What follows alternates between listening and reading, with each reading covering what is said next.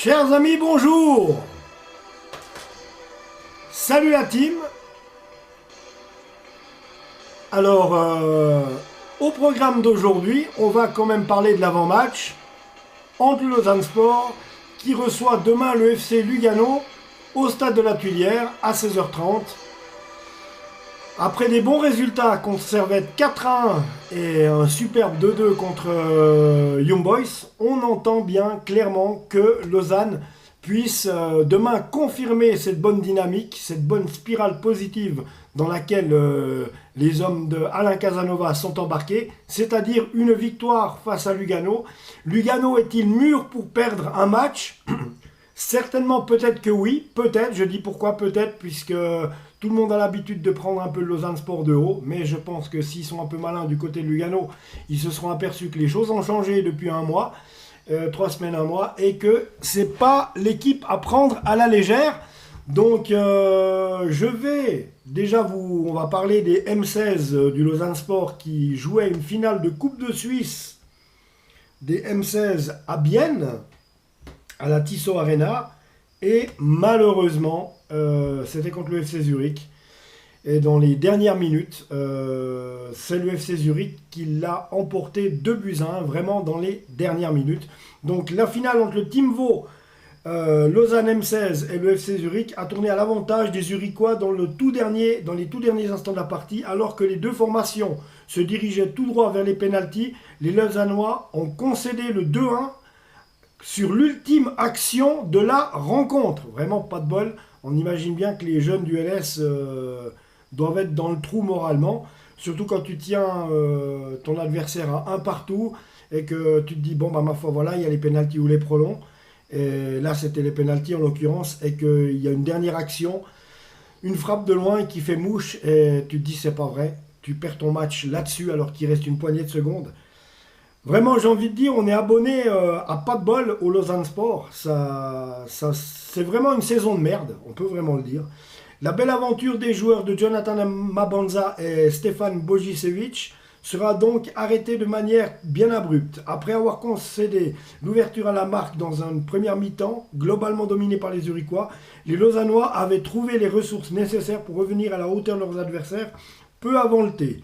Maxim Milanovic a profité d'un tir contré pour faire trembler les filets à la 35e minute de jeu. L'égalisation n'avait rien d'immérité, loin de là. Elle traduisait l'état d'esprit des joueurs du Team Vaud Lausanne qui y ont toujours cru.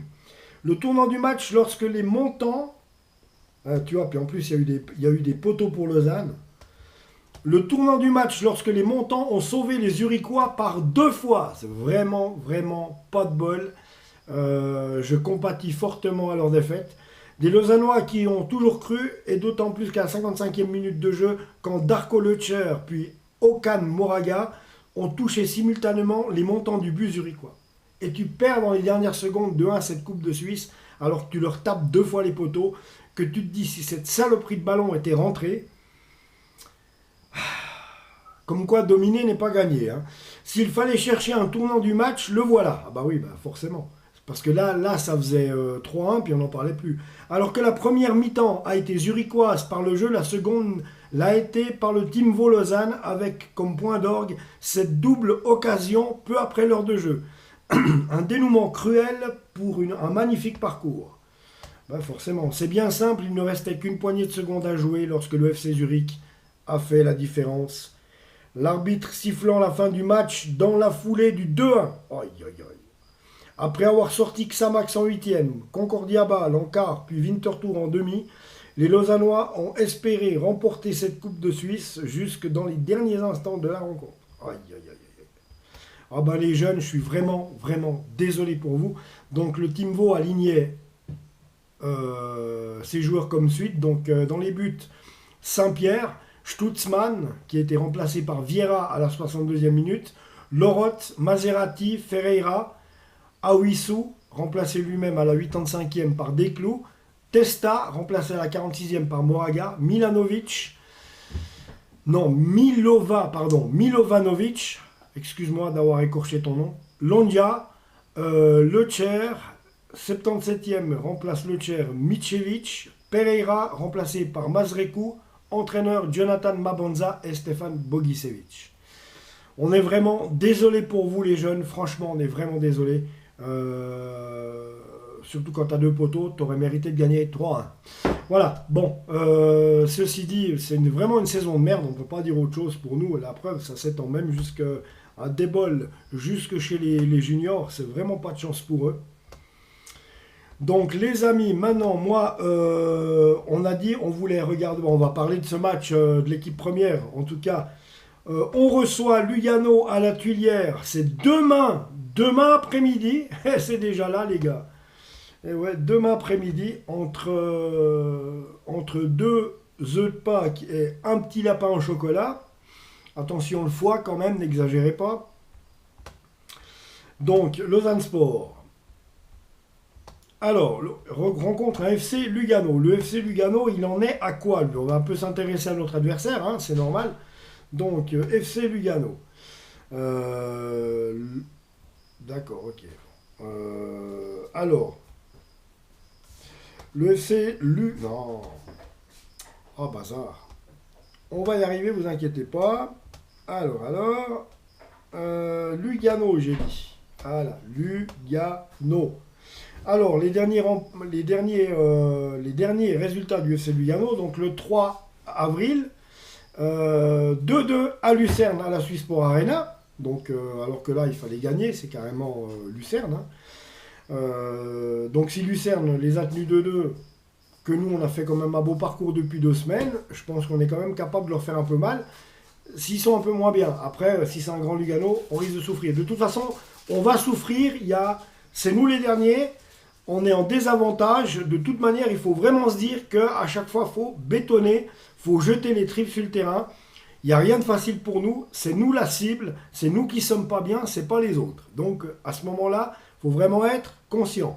De ce fait, dans la foulée, le 10 avril, c'est les mauvais moments pour Lugano, puisqu'avant nous, la semaine passée, Sion les a battus au Cornaredo 3-1. Donc les Valaisans se sont imposés 3-1 au Cornaredo face à Lugano. Donc on va regarder ça. Batata pour Sion, la 42e minute. 44e minute, juste avant la mi-temps, Dimitri Cavaret, c'est 2-0 pour Sion. Gaëtan Carlen, avant lui, il y a eu Sandy Lovric à la 72e qui a réduit le score à 2-1, 84e minute. Gaëtan Carlen ferme la marche, 3-1 pour Sion. Donc, comme quoi, c'est pas une citadelle imprenable. Bravo aux Cédunois d'avoir quand même gagné à Lugano, hein, parce que pour aller gagner au Cornaredo, c'est jamais facile. Donc, je vais regarder la composition. Donc, la composition de qui on va avoir affaire demain. Alors, 3-4-2-1, c'était la composition luganaise qui s'élevait face à Sion. Donc dans les buts, il y avait Osigoué. Donc en défense, Olivier Custodio, qu'on connaît bien à Lausanne. En défense également, Fabio Daprella et Reto Ziegler. En milieu de terrain, on trouvait Nouma Lavanchi, qu'on connaît bien à Lausanne, Kevin Rueg, Lovric et Valenzuela. Et en attaque, Mirko Botani, donc la star luganaise, hein, Mirko Botani qui est un excellent joueur, qui a 19 ans je crois, même pas, et Sabatini en attaque, et on trouvait en pointe d'attaque Cellar, donc Osigoué, Custodio, Daprella, Ziegler défense, milieu, Lavanchi, Rueg, Lovric, Valenzuela, Botani, Sabatini et Cellar en attaque. On cédé leur place dans ce match. Daprella, Rueg, Botani, Lovric et Sabatini ont cédé leur place à Elamine Amoura, Adrian Dürer, Maren Eleselassie, et puis Ignacio Aliceda et Nicolas Mucci. Voilà. Donc voilà pour la composition de cette équipe luganaise. Donc des Luganais, on va regarder les stats face à Sion au Cornaredo. Donc on va juste regarder vite fait, 14 tirs pour les Luganais, 10 pour les Valaisans. Possession de balle, vite vu, la possession de balle a pourtant été luganaise à 62% contre 38%, donc il y avait quand même un sacré écart. Autant dire que c'est les Luganais qui ont dominer le match et que le score de 3-1 ne reflète pas cette domination. Ouais, non, sérieusement, quoi. 62% de domination, de possession de balle pour Lugano, contre 38% pour les Valaisans. Vraiment. Pardon? D'accord, ok. Alors, chers amis, voilà. Hein, je pense que là, je vous ai tout dit pour ce débrief. On se revoit tout bientôt. Abonnez-vous à la